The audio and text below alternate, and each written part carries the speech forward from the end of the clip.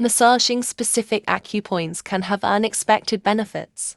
Massaging the Uji point improves and treats cough and sore throat. Massaging the Huxi point, regulating qi and blood, promoting meridians. Massaging the Taiyuan point, regulating the heart, relieving hand pain. Massaging the Shenmen point, calming the mind and settling the nerves, and improving sleep.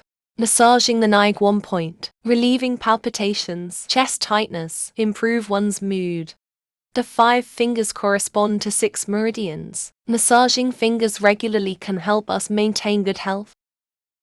Choose the appropriate gua sha board, an essential oil for yourself.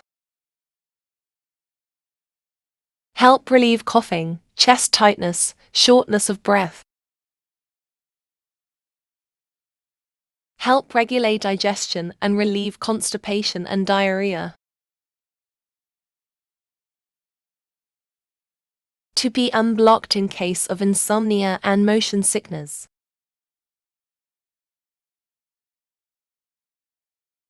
Improve symptoms such as poor circulation of qi and blood, migraine and shoulder and neck pain.